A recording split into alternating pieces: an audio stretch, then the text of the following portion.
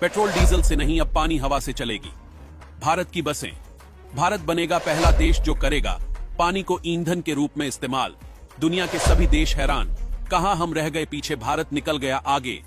अब ना ही पेट्रोल डलवाने की टेंशन, न प्रदूषण की होगी चिंता, बस पानी डालो और हो गया काम। कभी सपने में भी नहीं सोचा था कि भारत कुछ ऐसा कर दिखाएगा जिसको करने के लिए पूरी दुनिया आज तक भी एड़ी चोटी का दम लगा रही है। जी हां, भारत ने पानी पर चलने वाली अपनी पहली बस लॉन्च कर दी है।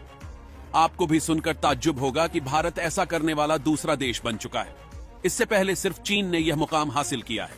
गर्व की बात तो यह है कि यह बस ना ही चीन, ना ही जापान और ना ही अमेरिका से ली गई है, बल्कि पूरी तरह से मेड इन इंडिया है।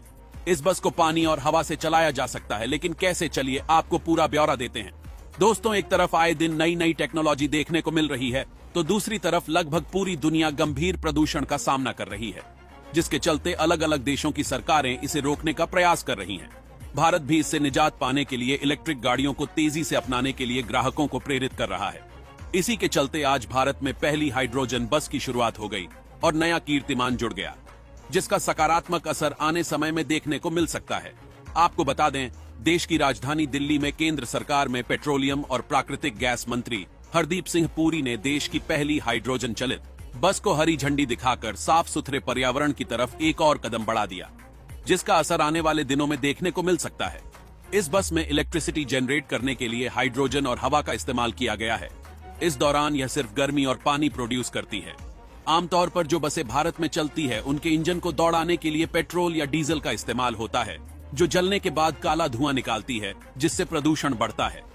वही दावा किया जा रहा है कि हाइड्रोजन बस के बाय प्रोडक्ट से पर्यावरण को किसी तरह का खतरा नहीं है, क्योंकि यह बाय प्रोडक्ट में सिर्फ पानी निकलता है।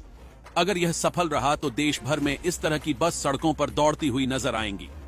भारत में पहले ही इलेक्ट्रिक गाड़ियों का चलन पहले के मुकाबले काफी बढ़ चुका है। अब ऐसे ही आने वाले समय में हाइड्रोजन बस और कार का चलन भी अगर भारत में बढ़ता है तो पेट्रोल डीजल के दाम भी कम होंगे, साथ ही भारत का प्रदूषण स्तर भी कम होगा। आपको बता दें दोस्तों, इलेक्ट्रिक गाड़ियों में जिस तरह से पारंपरिक बैटरी काम करती है, ठीक उसी तरह हाइड्रोजन बस में फ्यूल सेल्स भी काम करते हैं, लेकिन इन्हें चार्ज करने के लिए इलेक्ट्रिसिटी की जरूरत नहीं पड़ती है। जब तक उन्हें हाइड्रोजन की सप्लाई होती रहेगी, ये इलेक्ट्रिसिटी प्रोड्यूस करते रहेंगे। केंद्रीय पेट्रोलियम मिनिस्टर हरदीप सिंह पुरी ने दिल्ली के कर्तव्य पथ पर आज देश की पहली ग्रीन हाइड्रोजन फ्यूल सेल बस को हरी झंडी दिखाई।